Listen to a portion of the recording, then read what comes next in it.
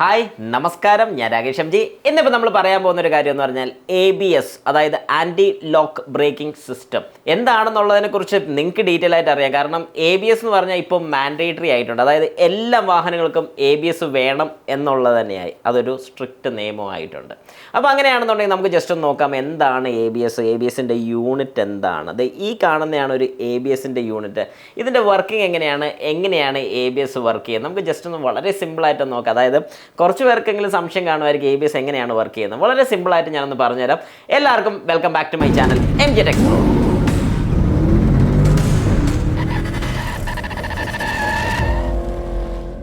Okay, അപ്പോൾ നമുക്ക് ഏതായാലും സ്റ്റാർട്ട് ചെയ്യാം. എന്താണ് ABS? Anti lock braking system. Anti lock എന്ന് പറഞ്ഞാൽ ബ്രേക്കിനെ ലോക്ക് ആക്കാതിരിക്കാൻ വേണ്ടി. ആൻറ്റി ലോക്ക് എന്ന് പറഞ്ഞാൽ ലോക്ക് ആകത്തില്ല, അതാണ് അതിൻ്റെ വാക്കിൻ്റെ അർത്ഥം വരുന്നത്. അതായത് ആൻറ്റി ലോക്ക് ബ്രേക്കിംഗ് സിസ്റ്റം ഒരിക്കലും ലോക്ക് ആകാതിരിക്കാൻ ശ്രമിക്കും. അപ്പോൾ ശരിക്കും എന്താണ് ഈ ലോക്കിംഗ് എന്ന് ഉദ്ദേശിക്കുന്നത്, അല്ലെങ്കിൽ എന്തുകൊണ്ടാണ് ഈ ലോക്കിംഗ് എന്ന് ഉദ്ദേശിക്കുന്നത് ചോദിച്ചു കഴിഞ്ഞാൽ ടയർ ലോക്ക് ആകാതിരിക്കാൻ വേണ്ടി. ബ്രേക്ക് ലോക്ക് ആകുക എന്ന് പറഞ്ഞാൽ ടയർ സ്റ്റോപ്പ് ആയിപ്പോൾ അല്ലെങ്കിൽ സ്റ്റക്ക് ആയിപ്പോൾ. അപ്പോൾ കുറച്ച് പേരെങ്കിലും ചിന്തിക്കുമായിരിക്കും, വാഹനത്തിൻ്റെ ബ്രേക്കിംഗ് എന്ന് പറഞ്ഞു കഴിഞ്ഞാൽ ടയർ സ്റ്റോപ്പ് ആകുക എന്ന് തന്നെയല്ലേ എന്ന് ചോദിക്കും. ഒരു കാരണവശാലും അല്ല. കാരണം എന്താണെന്ന് ചോദിച്ചു കഴിഞ്ഞാൽ നല്ല മഴയത്തൊക്കെ ഓടിച്ചിരിക്കുന്ന പലർക്കും അറിയായിരിക്കും, സഡനായിട്ട് ബ്രേക്ക് അപ്ലൈ ചെയ്യുന്ന സമയത്ത് ABS ഇല്ലാത്ത വാഹനമാണെങ്കിൽ വാഹനം തെന്നിപ്പോകുന്ന നിങ്ങൾക്ക് ആ ഒരു ഫീൽ ഉണ്ടായിട്ടുണ്ടായിരിക്കും.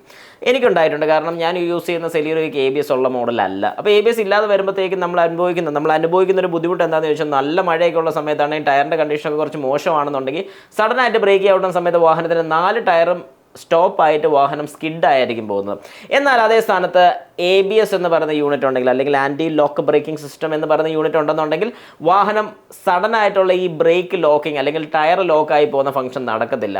ഏത് ടയറാണോ ലോക്ക് ആകുന്നത് ആ ടയറിലോട്ട് മാത്രം സെപ്പറേറ്റ് ആയിട്ട് ഒരു സിഗ്നൽ ചെല്ലും. അതായത് ഫ്ലൂയിഡ്, ബ്രേക്കിൻ്റെ ഫ്ലൂയിഡിൽ കൊടുക്കുന്ന പവർ വിട്ട് പിടിക്കും. അതായത് ഇപ്പം ഇതൊരു കറങ്ങിക്കൊണ്ടിരിക്കുന്ന ഒരു ഡിസ്കാന്ന് വെക്കുക, ഇതാണ് ബ്രേക്ക്. ഈ ബ്രേക്ക് വിട്ട് പിടിക്കും. അപ്പോൾ കുറച്ച് പേരും ചോദിക്കും, വിട്ട് പിടിക്കുന്നത് ശരിക്കും പറഞ്ഞാൽ സേഫ് ആണോ?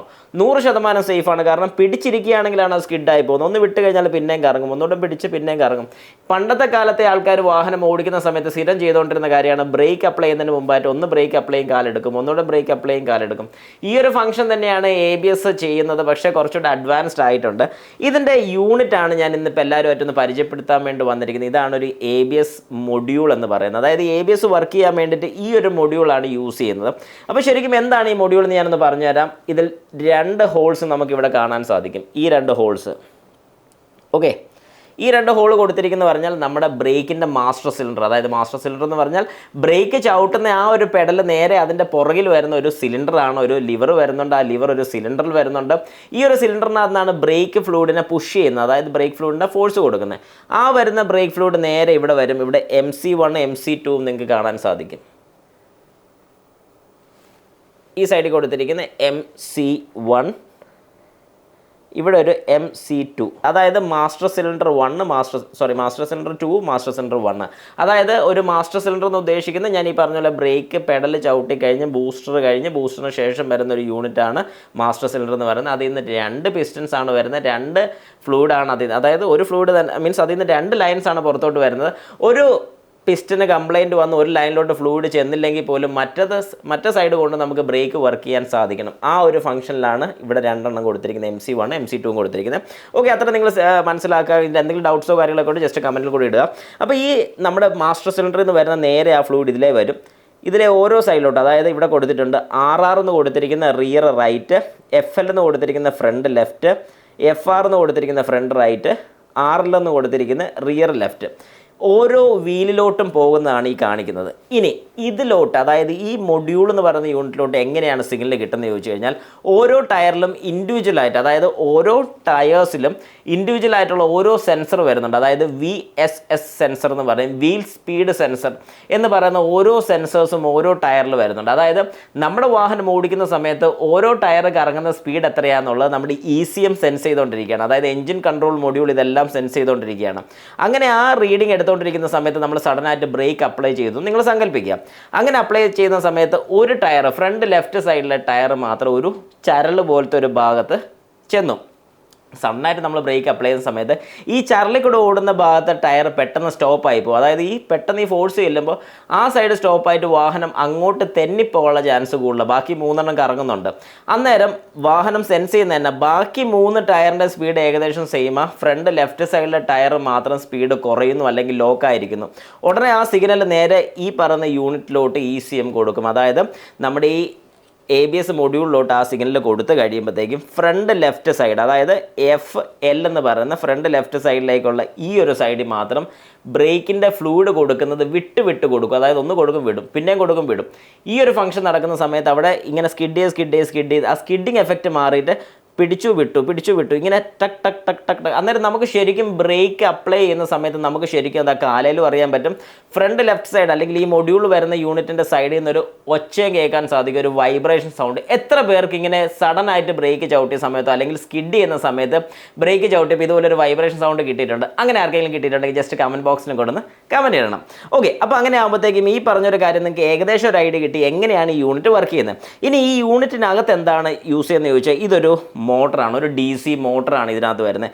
ഈ മോട്ടറാണ് ഈ പറയുന്ന യൂണിറ്റുകൾ, അതായത് ഈ പറയുന്ന ഓരോ വീൽസിലോട്ട്, ഏത് വീലിലെ സെൻസറിലോട്ടാണ് പ്രഷർ കൊടുക്കേണ്ടത്. ഇനിയിപ്പോൾ ബാക്കിലത്തെ ഒരു വീലും ഫ്രണ്ടിലത്തെ ഒരു വീലും ഈ 2 ഒരുപോലെ സ്കിഡ് ആകുകയാണെങ്കിൽ 2 ഒരുപോലെ കൊടുക്കും. ഇനി 3 സ്കിഡ് ആവുകയാണെങ്കിൽ 3 ഒരുപോലെ കൊടുക്കും. പക്ഷെ 4 സ്കിഡ് ആയാലോ, അതായത് 4 ലോക്കായി പോയിട്ടുണ്ടെന്നുണ്ടെങ്കിൽ കാര്യമില്ല, ഈ യൂണിറ്റ് കൊണ്ട് നമുക്കൊരു ബെനിഫിറ്റ് ഉണ്ടാകുന്നില്ല. അപ്പോൾ ശരിക്കും പറഞ്ഞു കഴിഞ്ഞാൽ ABS പ്രാക്ടിക്കലി നല്ലതാണെന്ന് ചോദിച്ചാൽ വളരെ നല്ലതാണ്. പക്ഷേ ചില സമയത്ത് ചില സിറ്റുവേഷനിൽ ഇവൻ പ്രശ്നക്കാരനാകുന്നുമുണ്ട്. ഇനി ഞാനിപ്പോൾ പറയാൻ ഉദ്ദേശിക്കുന്ന ഒരു കാര്യം എന്ന് പറഞ്ഞാൽ ഇതാണ് ഈ പറയുന്ന യൂണിറ്റ്. ഇതിനകത്ത് കുറേ ഇലക്ട്രിക്കലി കൺട്രോൾഡും കാര്യങ്ങളൊക്കെയാണ്. ഇത് നമുക്കൊന്ന് അഴിച്ചു നോക്കാം. ഇത് അഴിച്ച് കാണണം എന്ന ആഗ്രഹമുള്ള വ്യക്തികൾ ജസ്റ്റ് ഒന്ന് കമൻറ്റ് ബോക്സിൽ കമൻറ്റും കൂടെ ഇടുക. ഉറപ്പായിട്ടും ഞാൻ ഈ ഒരു യൂണിറ്റ് നിങ്ങൾക്ക് വേണ്ടി ഞാൻ അഴിച്ച് കാണിക്കുന്നതായിരിക്കും. ഇതിൻ്റെ ഒരു DC മോട്ടറും കാര്യങ്ങളും, ഇതിൻ്റെ സർക്യൂട്ട്സ് എങ്ങനെയാണ് വരുന്നത്, ഇതിലോട്ട് കറണ്ട് കൊടുത്ത് എങ്ങനെ ഈ മോട്ടർ നമുക്ക് കറക്കാൻ പറ്റും ഇല്ലെന്നൊക്കെ ജസ്റ്റ് നമുക്കൊന്ന് നോക്കുകയും ചെയ്യാം. അപ്പോൾ ഇതിനെക്കുറിച്ച് ഡീറ്റെയിൽ ആയിട്ട് അറിയണം എന്ന ആഗ്രഹമുള്ള ആൾക്കാർ ജസ്റ്റ് ഒന്ന് കമൻറ്റ് ബോക്സിൽ കമൻറ്റ് കൂടെ ഇടുക. ഇനി ഇതിനകത്ത് വേറെ സംശയങ്ങളോ കാര്യങ്ങളോ ഒന്നും വരാനില്ല. വളരെ സിമ്പിളാണ് ഈ ഒരു യൂണിറ്റ്.